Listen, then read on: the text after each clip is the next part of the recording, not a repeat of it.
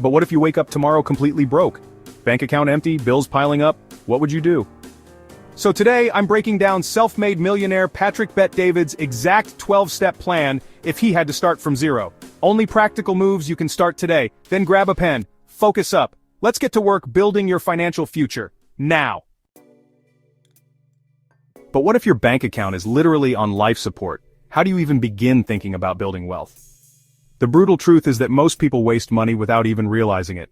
PBD's first move isn't sexy, but it's powerful. Audit every expense like your life depends on it.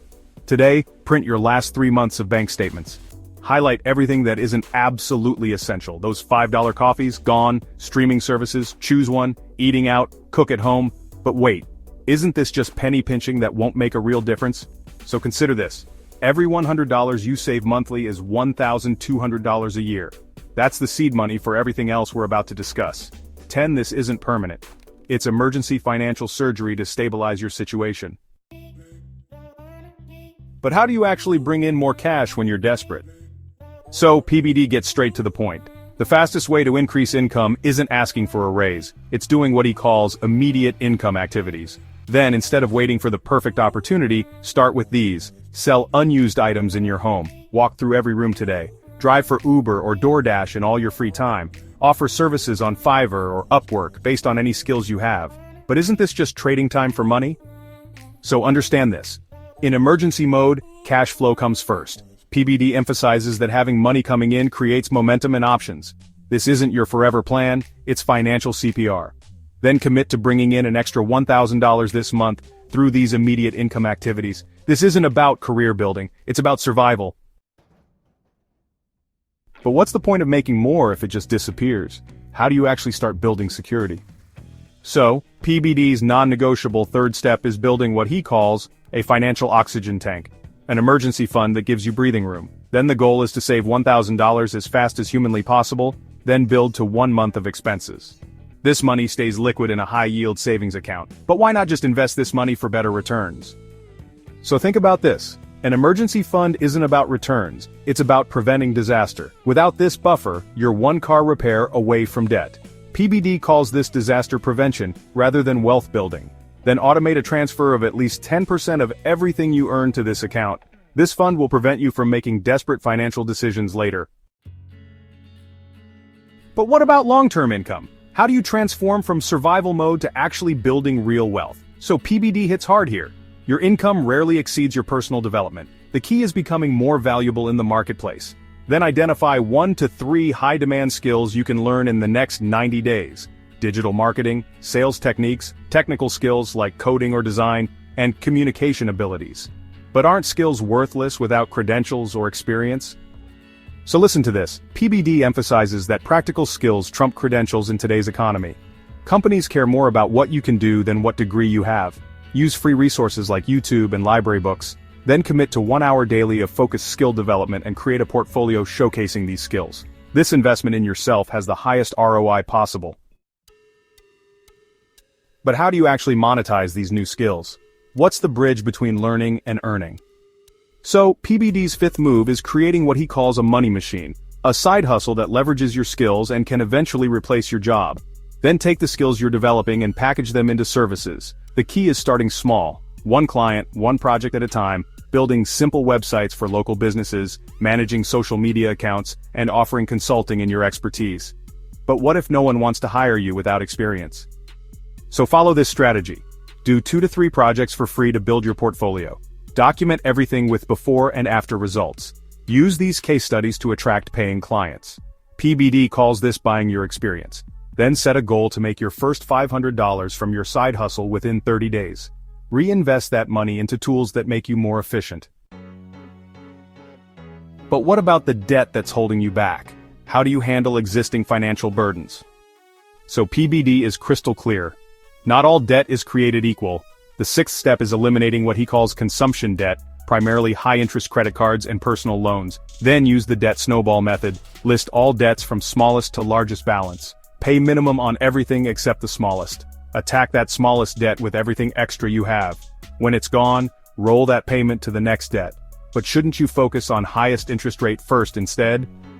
So, consider this psychological insight from PBD. The momentum from quick wins is more valuable than mathematical optimization. Seeing debts disappear creates motivation that compounds. Then calculate exactly how much extra you can put toward debt each month from your increased income. This isn't just about math, it's about freeing up future cash flow. But what about who you know? Does networking really matter when you're starting from zero? So PBD calls your network your net worth accelerator. The seventh step is connecting with people who are where you want to be financially. Then start attending industry events, joining online communities, and reaching out to people one level above you professionally. The key is adding value first. Offer help before asking for anything. But isn't networking just awkward small talk that rarely leads anywhere? So understand PBD's approach. Strategic networking isn't about collecting business cards. It's about building relationships with 5 to 10 key people who can mentor you, refer opportunities, or become clients. Quality over quantity. Then set a goal to have coffee with one new connection weekly. Come prepared with specific questions and follow up with something valuable. Your network becomes your opportunity pipeline. But what about your mindset? How important is continuous learning when you're broke? So, PBD's 8th principle might surprise you. Even when broke, allocate resources to your education. He calls knowledge the investment that can never be taken from you. Then dedicate time daily to consuming content from people who've achieved what you want. Books, from the library if needed, free podcasts, YouTube videos from proven experts, free or low-cost online courses. But how do you avoid information overload and actually apply what you learn? So follow this framework. For every hour of consumption, spend 2 hours applying. Create a system to document key insights and turn them into action steps. PBD recommends the Learn, Apply, Teach method to cement knowledge. Then start with just one book or course focused on your biggest financial challenge right now. Knowledge without application is just entertainment. But when should you actually start investing? Isn't that only for people who already have money? So, PBD's 9th principle challenges conventional wisdom. Start investing with whatever you can, even if it's just $10 a week. The habit is more important than the amount initially. Then, open a simple investment account and automate contributions. Start with low-cost index funds that give you broad market exposure. The power is in consistency and time in the market. But isn't investing risky when you're just getting financially stable? So consider PBD's perspective. The biggest risk isn't market volatility. It's not letting your money work for you. The earlier you start, the more time compound interest has to work its magic. Then calculate what 10% of your income looks like and automate that amount to investments after your emergency fund is established. This isn't about getting rich quick. It's about building wealth steadily. But how do you truly become financially stable? Is one income source ever enough? So, PBD's 10th principle is creating what he calls income redundancy, never depending on just one source of money. Then map out a plan to develop at least 3 to 5 income streams over the next 2 years. Your primary job, your side hustle services, digital products like ebooks and courses, affiliate marketing and investment dividends. But isn't this just spreading yourself too thin when you should focus?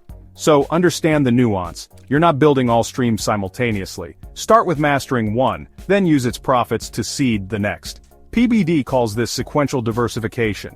Then pick your most promising income stream beyond your job and focus on scaling it to $1,000 monthly before adding another. Create systems that can eventually run without your constant involvement. But what about your credit score? Does it really matter when rebuilding finances? So, PBD's 11th step is rebuilding what he calls your financial reputation, your credit score, which opens doors to better opportunities. Then start with these specific steps. Get a secured credit card if necessary, use it for small, budgeted purchases, pay the full balance every month, never exceed 30% of your credit limit, and check your credit report for errors. But wasn't the goal to stay out of debt? Why focus on credit? So consider this distinction. Building credit isn't about accumulating debt, it's about demonstrating financial responsibility. Good credit saves you money on insurance, housing, and eventually gives access to business capital.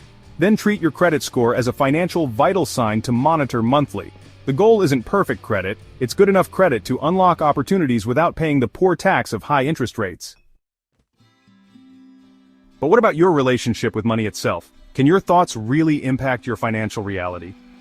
So, PBD's final principle might be the most powerful. Transform how you think about money. He says, your financial thermostat determines your financial temperature.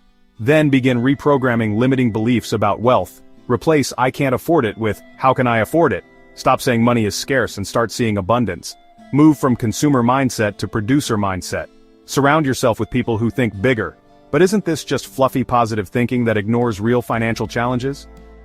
So, consider this research. Your beliefs create your behaviors, which create your results. PBD explains that wealth has patterns, and those patterns start with how you think. This isn't about ignoring reality, it's about seeing possibilities. Then audit your money self-talk daily and visualize specific financial goals. These mental shifts transform how you approach every other strategy we've discussed. So, there you have it. Patrick bet David's 12 power moves if he had to start from broke. But what's making this approach different? So, it's not just about making money, it's about becoming the kind of person who naturally attracts wealth.